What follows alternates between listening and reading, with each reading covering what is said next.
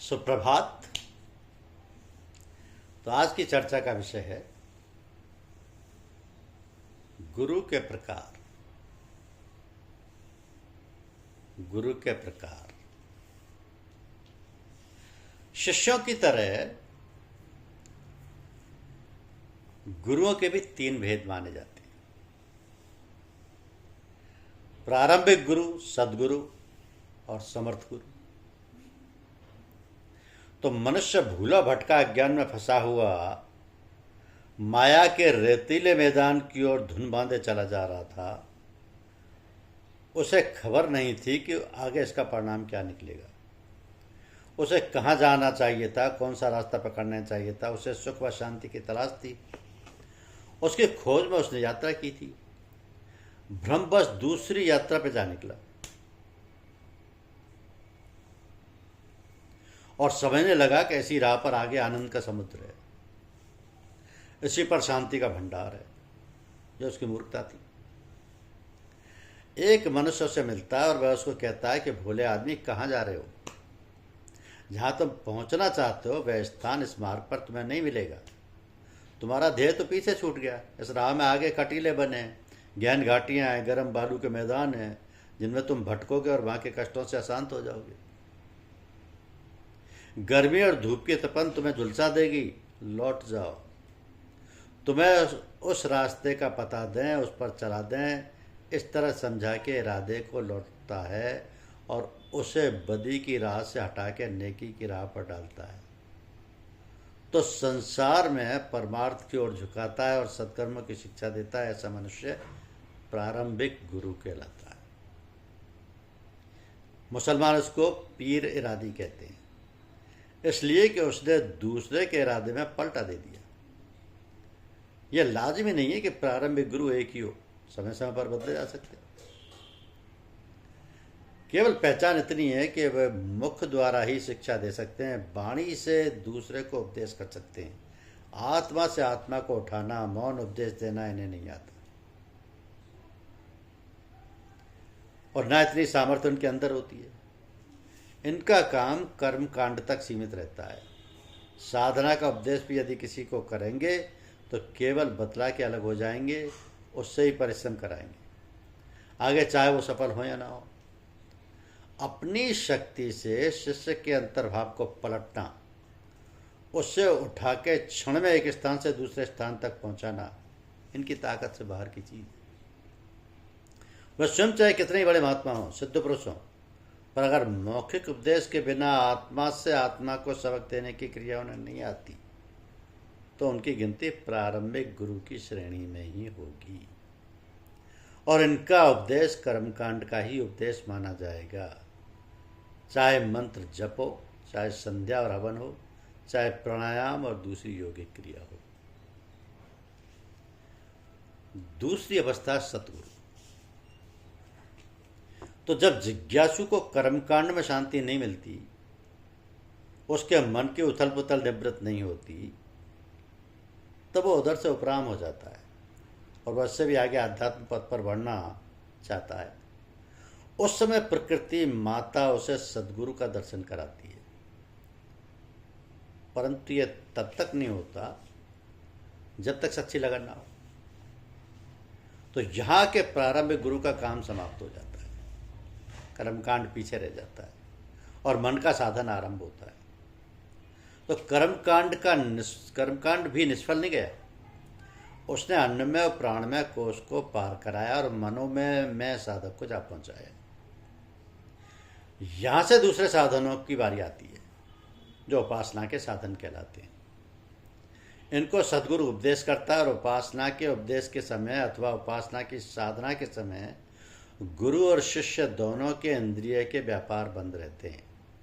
ना तो मुख से कोई शब्द उच्चारण किया जाता है और न मन में किसी शब्द की कल्पना लाई जाती है, परंतु फल प्रत्यक्ष सम्मुख होता है।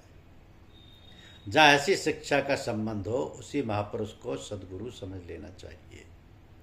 सद्गुरु का काम मनोमय से विज्ञान में तक रहता है। आगे आनंदमय कोष में समर्थ गुरु से काम निकलता है और उसका सहारा लेना पड़ता है। तो भाग्य से यदि शुरू से ही ऐसे पुरुष से नाता हो गया जो समर्थ है, तब तो बदलने की कोई आवश्यकता नहीं पड़ती, वरना एक का काम समाप्त होने पर दूसरे के पास जाना ही होता है। दुर्भाग्य से यदि गुरु का शरीर ना रहे या वैसे स्थलों पर चला जाए कि जहाँ मुद्दत तक उसका पता ना चले, तब भी गुरु को बदला जा सकता है, इसमें भी कोई दोष नहीं आता। परंतु यह भी उसी हालत में करना चाहिए कि जब किसी तरीके का ठिकाना ना लगे। शक्तिशाली महापुरुषों की आत्मा चाहे अंतरिक्ष में हो चाहे पृथ्वी के किसी लोक में सशरीर हो, वह अपने शिष्यों पर दृष्टि रखती है और मांगने पर सहायता उन्हें पहुंचाती है। इसमें कोई संदेह नहीं करना चाहिए। शिष्य का यह भी धर्म है कि यदि दूसरे से संबंध जोड़ना चाहे और उसे शिक्षा लेनी पड़े, तो भी यह विश्वास रखना चाहिए कि मेरे पूर्व गुरु की आत्मा ही इस शरीर द्वारा मुझे शक्ति दे रही है और लाभ पहुंचा रही है। ऐसा समझने से व्याभिचारी होने का दोष उसे नहीं लगता और भाव भी नहीं बदलना पड़ता, इसलिए काम सरलता से बन जाता है। संतों में सद्गुरु के भी 4 भेद माने गए। ये विभाग उनकी शक्ति, योग्यता और सामर्थ्य को देखकर किए गए। तो जो गुरु जहां तक पहुंचा हुआ होता है वहीं तक अपने शिष्य को ले जा सकता है। आगे के स्थान के लिए ना उनकी जानकारी है, ना अनुभव है और ना पहुंच है। तो ऐसे अवसर पर गुरु अपने शिष्यों को तालीम के लिए दूसरे के पास भेज देता है। उस समय निसंकोच चले जाना चाहिए और दूसरे महापुरुष से गुरु भाव रखकर ही शिक्षा लेनी चाहिए। परंतु जिसने भेजा है उस गुरु को मुख्य और उसको गौड़ समझना चाहिए। ये 4 भेद है कि गुरु हैं 4 प्रकार के, अपने अपने अंग। गुरु पारस दीपक गुरु, मलिया गिरि गुरु भृंग। एक प्रकार के गुरु पारस गुण वाले होते हैं, जैसे पारस से छूते ही लोहा स्वर्ग बन जाता है, वैसे इनके मिलाप से मनुष्य बदल के उत्तम गुणों से संपन्न और कुछ शक्तिशाली बन जाता है। इनका दर्जा नीचा माना जाता है क्योंकि इनकी सामर्थ्य इतनी होती है कि शुभ कर्मी मनुष्य यदि इनके संसर्ग में आ जाए तो उसे कुछ ऊँचा उठा सकते हैं, परंतु अपना जैसा भी नहीं बना सकते। पारस पत्थर लोहे को ही सोने में बदल सकता है, दूसरे किसी धातु को नहीं, और फिर भी सोना ही बनता है। पारस बनाने की शक्ति वह नहीं रखता। यह इनका हाल है। दूसरे दीपक गुरु हैं। उनका दिया जल रहा है, जो कोई तेल बत्ती सहित जाके अपने दीपक को उसे छुआ दे तो एकदम उसका दीपक भी जलने लगता है और प्रकाश देने लगता है। इनमें भी कमी है। यदि तेल बत्ती ना हो तो वह नहीं जला सकते। तेल बत्ती से तात्पर्य है कि हृदय के पात्र में श्रद्धा, विश्वास और सच्ची लगन लेके जो उनके समीप जाएगा उसी का काम बनेगा, दूसरे तो यूं ही लटेंगे। मलिया गिरि के निकट जो शब्द्रुम चंदन होई, की कर शीशम चीरतर होए ना कबहू होए। ऐसे ये गुरु हैं जो लोग अच्छे या बुरे इनके सत्संग में आते हैं, वो सभी संभलते चले जाते हैं और किसी न किसी दिन इन जैसे बन जाते हैं। मूढ़ और अविवेकी पर इनका भी कोई असर नहीं होता। जैसे रामायण में आया है कि मूर्ख हृदय न चेत, तो मूर्ख हृदय न चेत जो गुरु मिलई ब्रंचिसम। ऐसे महान पुरुषों के लिए मुख से उपदेश देने या ऊंच नीच समझाने की आवश्यकता नहीं होती। अंदर से जो सात्विकी धारें निकल के उनके स्थान में बिखरी रहती हैं, वह स्वयं बिना कहे ही मनुष्य को बदल डालती हैं और उसके भाव व कर्म सात्विकी बना देती हैं। समय जरूर लगता है, मगर उसका प्रभाव दिल पर ना हो यह संभव है। ऐसे गुरु मलियागिरी गुरु बोले जाते हैं। मलियागिरी। चौथे भृंगी गुरु कहलाते हैं।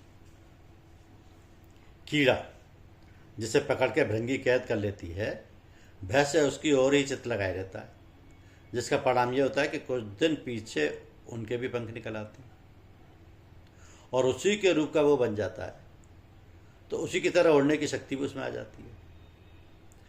इसी तरह जो सर्वगुण संपन्न गुरु के चिंतन में रहता है, वह मनुष्य कितना ही नीचा हो, कैसा ही बुरा हो, एक ना एक दिन उत्तम गुणों से संपन्न और आत्मबल से बलवान दिखाई देने लगता है और अंतःकरण या कभी कभी उसका बाहरी रूप भी उस जैसा ही दिखाई देने लगता है।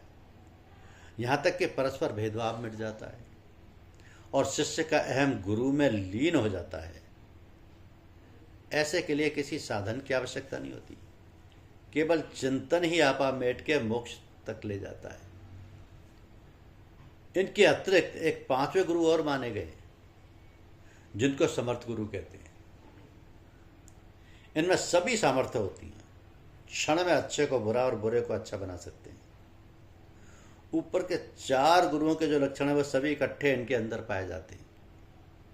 सभी रास्तों के जानकार होते हैं और दया होने पर मनुष्य को, चाहे वह भक्ति या कर्मयोगी हो, योग और ज्ञान मार्गी हो अथवा दूसरी किसी प्रवृत्ति वाला हो, को अपने ध्येय तक पहुंचा देते हैं। प्रत्येक स्थान पर, प्रत्येक शक्ति पर इनका अधिकार होता है। ईश्वर रूप ही होते हैं ये सबसे ऊंचे। जिनको भगवान की कृपा से ऐसे गुरु के दर्शन मिल गया, इसके लिए कोई भी पदार्थ दुर्लभ नहीं रहा। इसका स्वभाव ही है कि किसी को खाली नहीं छोड़ते,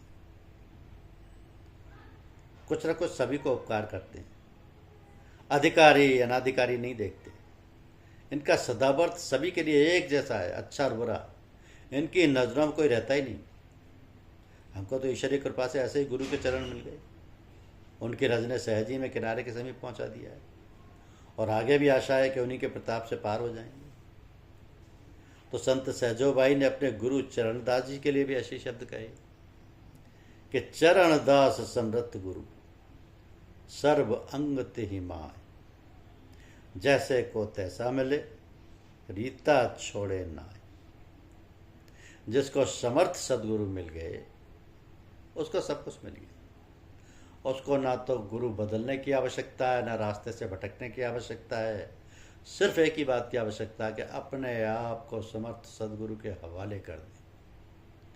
पूर्ण श्रद्धा, विश्वास और प्रेम से समर्थ सदगुरु का हो जाए।